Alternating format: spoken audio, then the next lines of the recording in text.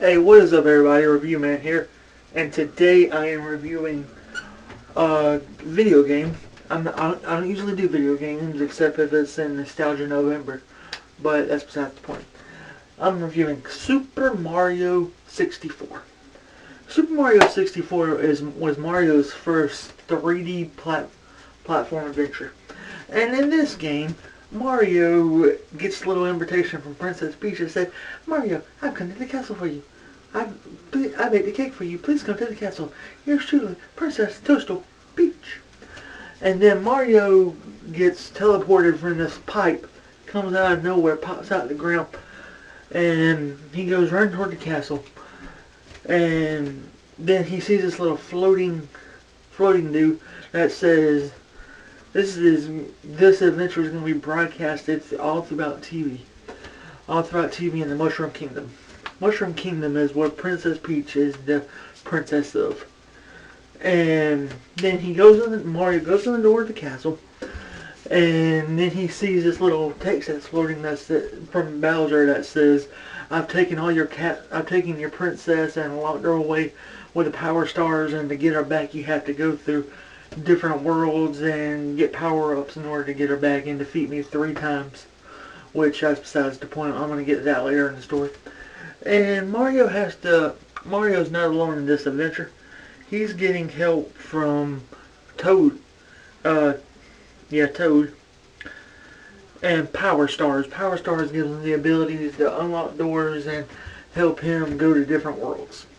And these different worlds are Bomb Bomb Battlefield, which is this big old battlefield where Mario has to fight this big old bomb looking dude and throw him 3 times. Whomp's Fortress, where Mario has to go climb this fortress in order to get to the top and defeat the main boss, which is this big old walking brick. And the walking brick, he plants himself on the ground. Mario pounds down on the ground and does that 3 times. Jolly Roger Bay. Yeah.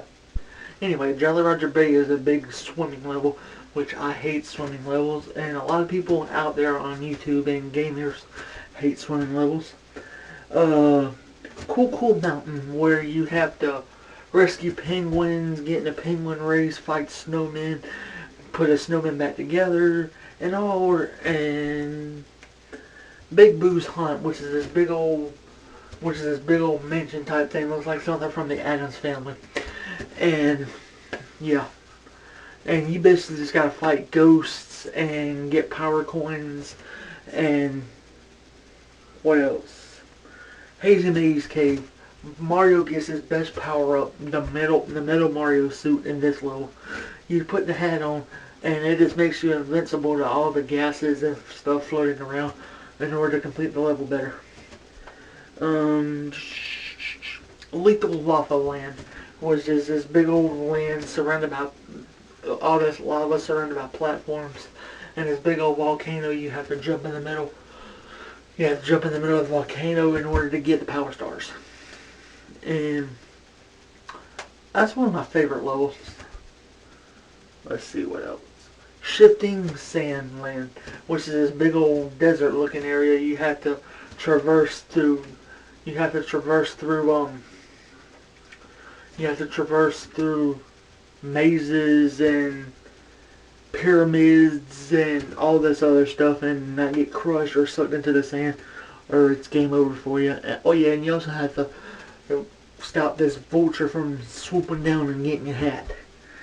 And Dire Docks, Snowman Land, Wet Dry World, which the coolest thing about Wet Dry World is the highest that you jump in the painting, the higher the water level gets. Because if you jump way up here, the water level is way up here. But if you jump way down here, you have to fall all the way down and work your way back up using the water pyramids in order to get water switches in order to get back up. Tall Mountain, which is basically a tall mountain. And you just gotta get up there, jump on mushrooms, use those as platforms. And you gotta be pretty careful. You gotta fight monkeys. This monkey that's trying to steal your hat, you gotta get him back. And if you stop the monkey from stealing your hat, and get him back, he gives you a star. And Tiny Huge Island, which is basically, you walk in the door, there's a painting over here, like a small little painting over here, and one that's like a big painting over here. No matter which one you hop in, you're gonna pretty much be in the same world, except when you jump in the tubes, like these transport tubes, they transfer you from one to the other, and you gotta basically go from tall Mario to small Mario in order to get all the stars in the level.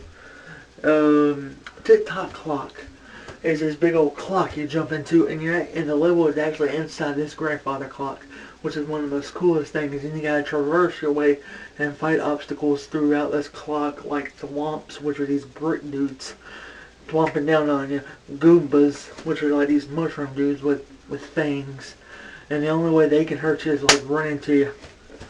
And the last level is Rainbow Ride. Rainbow Ride is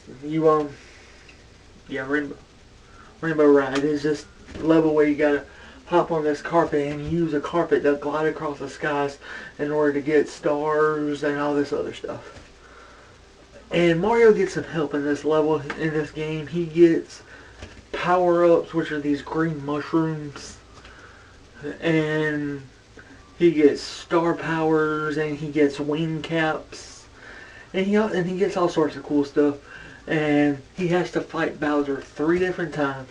One is Bowser in the underworld, where Mario fights Bowser in like this pit-looking level. The other one is Bowser in the Spire World, where he has to fight Bowser in this lava-looking level. And the other one is like, I think Bowser in the Sky or something like that, which you basically do the same thing as your first two encounters with Bowser, grab him by the tail, spin him and throw him into a bomb.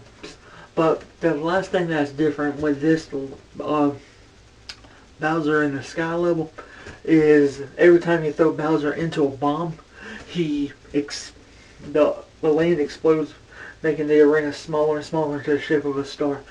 And at the end of it, after Mario defeats all the worlds, gathers all the 120 power stars, and defeats Bowser for the last time, you get this cannon that's outside the level, that's outside the main world. It shoots you up into the sky, and you get the biggest waste of an achievement ever. You get Yoshi and the game developers telling you, thank you for playing this game. And then you get like an infinite number of lives. How is that going to help me defeat the rest of the game after I've gathered all 120 stars? What's that going to do for me? Allow me to fly around the castle? Maybe it'll give me that wing cap so I can fly around all the other worlds and get a bird's eye view. And then at the end, Mario and Peach and everybody else, they have a party celebrating Mario's victory. And after all the credits, Mario says, thank you for playing my game. So yeah, that was... Oh yeah, there's also this legend in the game that says L is real, which is hinting that Luigi's in the game. And he's in the code of the game.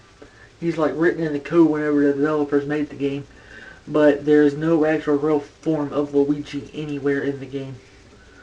So yeah, that was Super Mario 64. Sorry, I was looking at the screen.